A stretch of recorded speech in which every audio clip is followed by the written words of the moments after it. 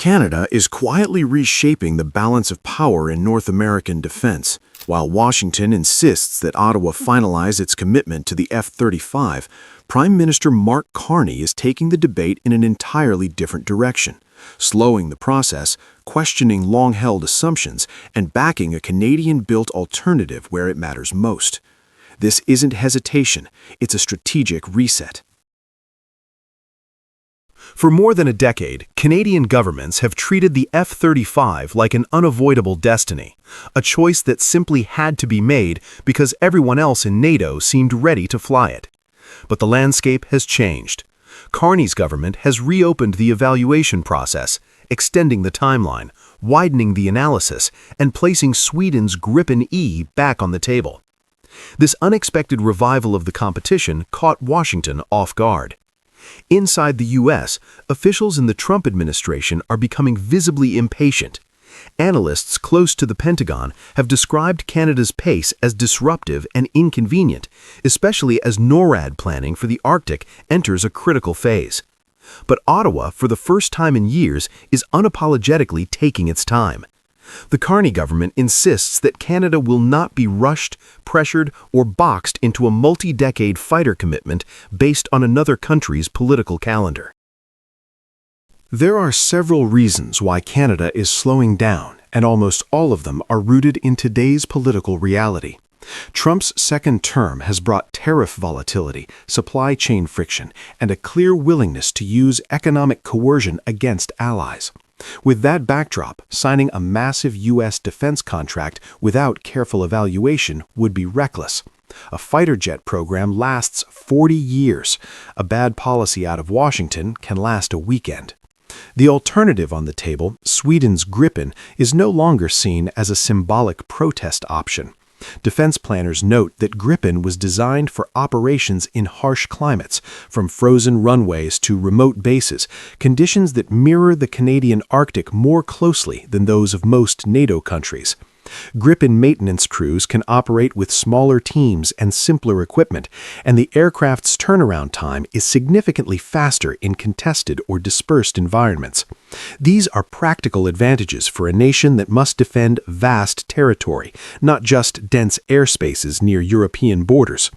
Still, the F-35 has its own undeniable strengths: unmatched stealth capability, advanced sensor fusion, and deep interoperability with NATO allies. The question is not which aircraft is better when placed under a microscope. The question is which aircraft aligns most closely with Canada's long-term interests, not America's immediate expectations. And that is the heart of the Carney government's entire approach. Carney is building a doctrine of strategic autonomy. Canada will work with the United States, but not as a passive junior partner. It will evaluate American systems, but it will also consider alternatives.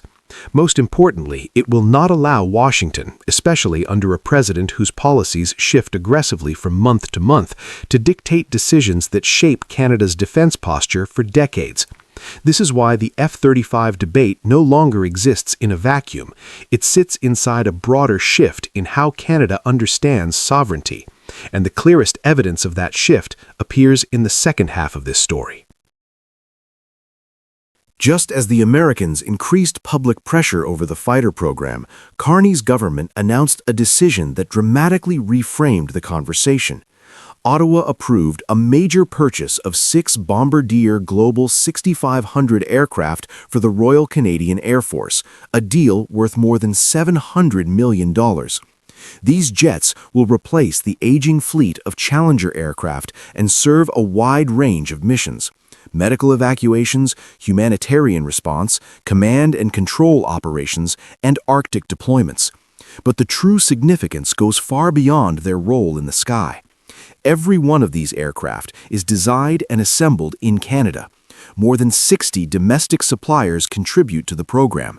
Hundreds of highly skilled Canadian jobs will be supported. For the first time in years, a major defense procurement is doubling as an industrial strategy to strengthen Canada's own aerospace backbone. This is where Carney's approach becomes unmistakable.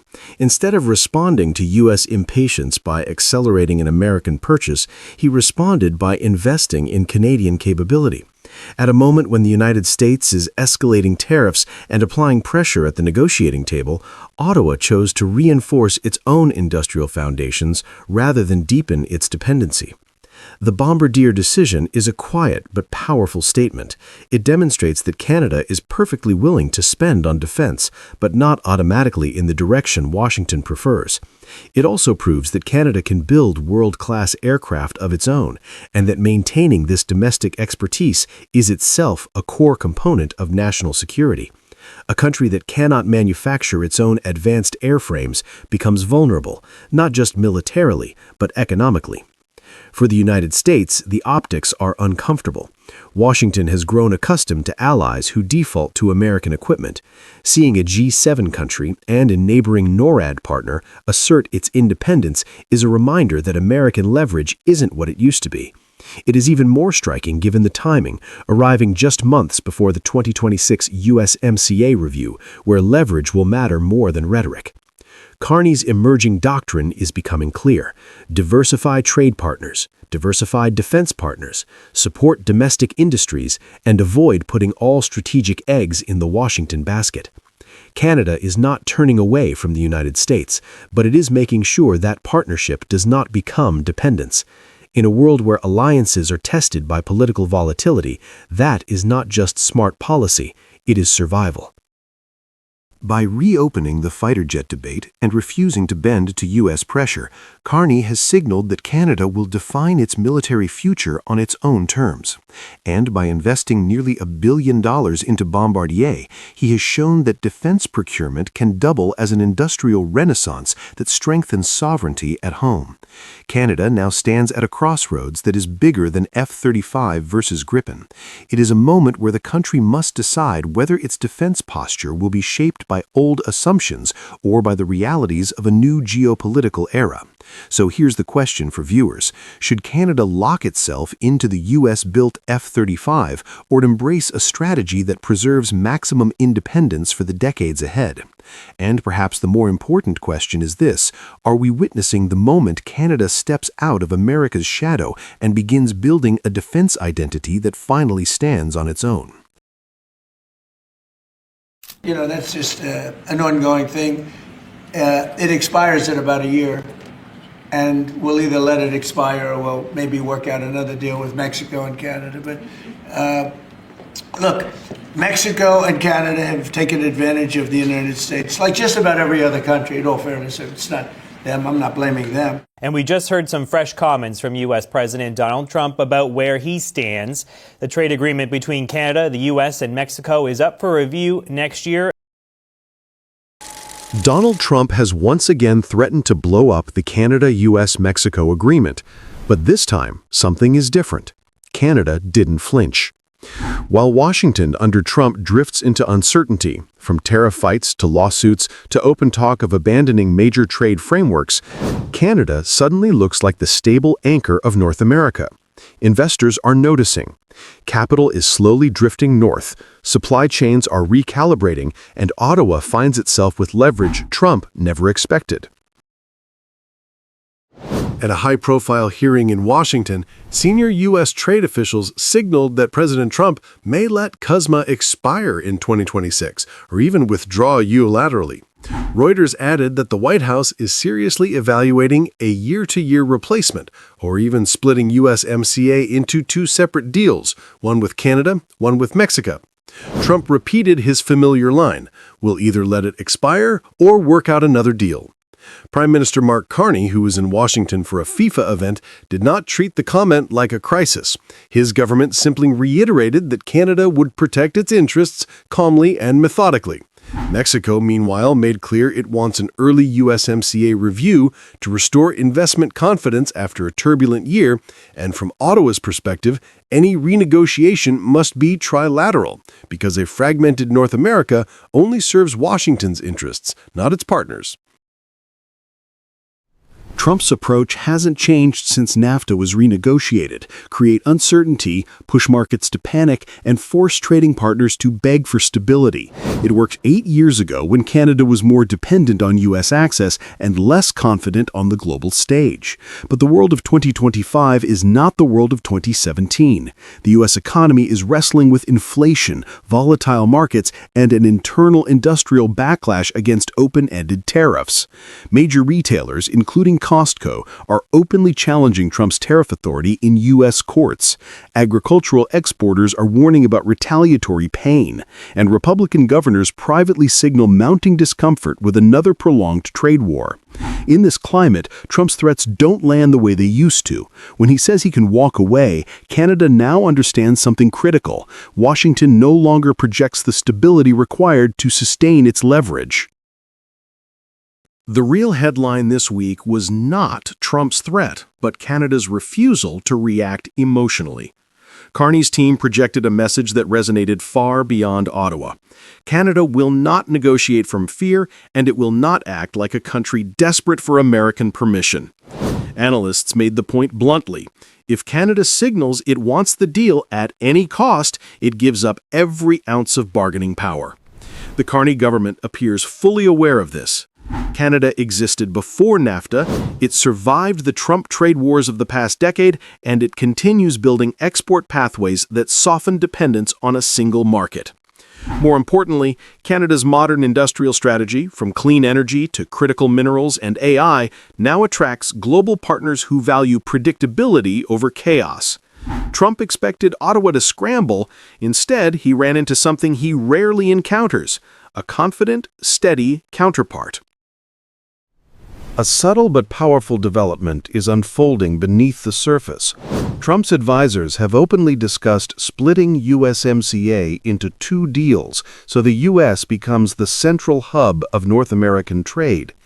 If that happened, any company that wants access to all 3 markets would have to locate inside the United States.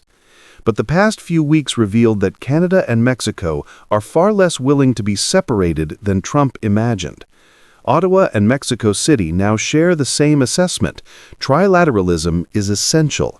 Fragmentation benefits only the U.S., while unity restrains Washington's ability to dictate terms. For Trump, this is the least favorable configuration. His entire negotiating playbook relies on isolating counterparties and pressuring them individually. A coordinated Canada-Mexico front blocks that approach and forces Washington to confront a reality it would prefer to ignore. Power in North America is more balanced than it appears. Perhaps the most underestimated factor is that the American public itself is no longer enthusiastic about endless tariff battles. Recent U.S. polling shows strong bipartisan support for preserving CUSMA because it keeps prices stable, protects American manufacturing, and prevents supply chain shocks. Corporate America has grown even more vocal. Manufacturers warn about rising production costs. Farmers fear losing export markets they fought to secure. Retail giants protest that ongoing tariff instability disrupts planning and keeps inflation high. At a moment when American households still struggle with elevated prices, another manufactured trade crisis is the last thing consumers want. The irony is unmistakable. Trump's threat to punish Canada now risks punishing the very voters he needs. And Canada knows that. When Ottawa hears Trump talking about blowing up the deal, it also hears the sound of U.S. political pressure closing in around him. Markets have a simple logic. Money flows towards stability. Trump's America, with its shifting tariffs and legal challenges, no longer offers that stability. Canada, under Carney, increasingly does. Businesses value rule of law environments where policies do not change by tweet or by courtroom drama. They look for governments capable of long-term planning. And they prefer supply chains that are predictable rather than politically explosive. Canada's clean energy tax credits, its industrial strategies for EVs and critical minerals, and its expanding Indo-Pacific partnerships all push in one direction, toward a more resilient economy, less vulnerable to U.S. turbulence. The result is a quiet but unmistakable trend. When Washington becomes unpredictable, Ottawa becomes attractive. What makes this shift even more significant is how foreign investors now talk about Canada. In private briefings, global firms describe the country not just as a safer alternative, but as a strategic hedge against U.S. volatility. They see a government capable of long-term thinking, a workforce aligned with future industries, and a political climate that rewards stability instead of theatrics. In a North America that feels increasingly divided between chaos and consistency, Canada is becoming the rational choice. And once capital begins moving toward stability, it rarely turns back. Trump thought threatening CUSMA would place Canada back on its heels. Instead, it revealed how much the landscape has changed. Canada is not the junior partner it once was. Mexico is no longer isolated. And the U.S. political climate, fractured, inflation-sensitive, and weary of tariff wars, now weakens Trump's leverage more than it strengthens it. If Washington continues down this path, North America may not be shaped by Trump's dominance, but by Canada's stability. The choice facing investors is becoming clearer: a volatile United States or a steady Canada building long-term partnerships. The real question is this: in a continent now defined by uncertainty on one side and confidence on the other, which future will businesses, workers, and global markets choose? The answer may already be forming.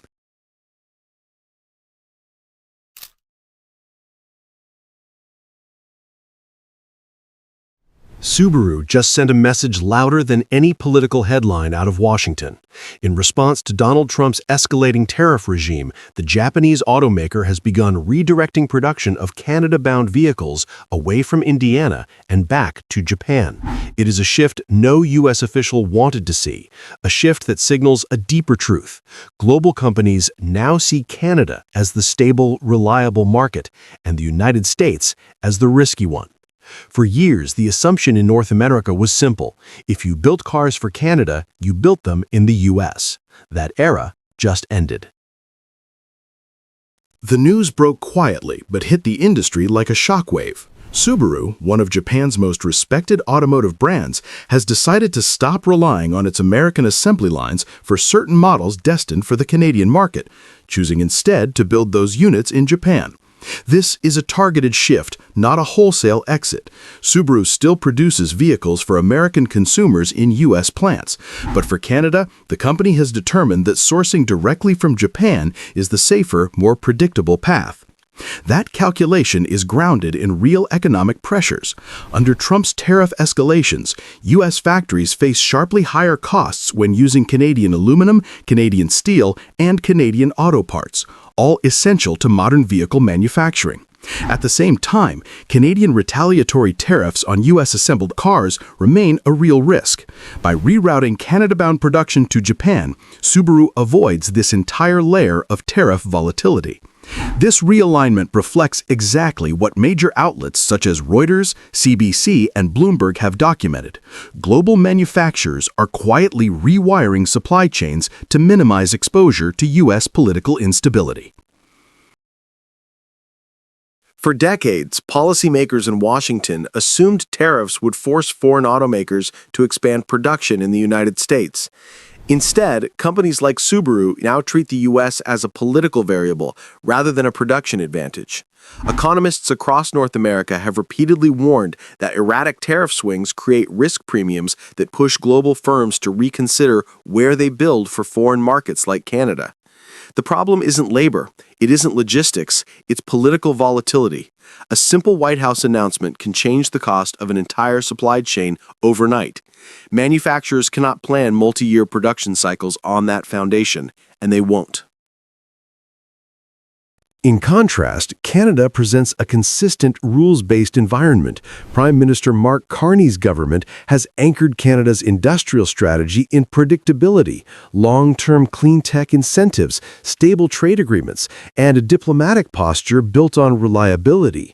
This matters for automakers who need clarity, not chaos. Reuters reported that Canada's exports to non-U.S. markets surged to record highs earlier this year, confirming that Canada's diversification strategy is measurable, not rhetorical. For a company like Subaru, that stability makes Japan to Canada production far more viable than navigating U.S. tariff uncertainty. The irony is glaring. Trump's tariffs were designed to bring jobs back to America. Instead, they have increased the cost of U.S.-based manufacturing for international markets. Subaru moving specific Canada-bound models to Japan is not a rejection of American workers, it is a rejection of American policy volatility. When the price of Canadian steel jumps, U.S. factories suffer. When retaliatory tariffs threaten U.S.-assembled vehicles, automakers reroute production. When political unpredictability becomes the norm, companies look for safer alternatives. The result is simple. The U.S. loses production, and Canada still gets supply. This outcome illustrates a broader pattern Bloomberg has identified. Global automakers are quietly designing around the U.S., not toward it. This story also reveals something Canadians often underestimate. Canada is a high-value auto market. With strong purchasing power and a tech-forward consumer base, Canada ranks among the most influential import markets worldwide. Multinational automakers cannot afford to lose access to it. When the U.S. becomes an unstable export base, companies don't step back from Canada, they simply adjust their supply chain to serve Canada more predictably. Subaru's move is a perfect example. Maintain U.S. production for Americans, but stabilize Canada's supply through Japan. The implication is powerful. Canada is not a junior consumer. Canada is a market worth reorganizing manufacturing lines around. And here's what global executives understand, even if many Canadians don't. The Canadian market is unusually resilient. Vehicle demand holds steady despite interest rate cycles. Consumers are early adopters of advanced safety tech, hybrids, and electrified platforms. Provinces like Quebec and British Columbia consistently post some of the highest EV adoption rates in North America. For an automaker, this means Canada is not just a sales destination, it is a strategic test market. When companies decide where to allocate next-generation models, Canada's reliability and openness to innovation make it a priority, not an afterthought.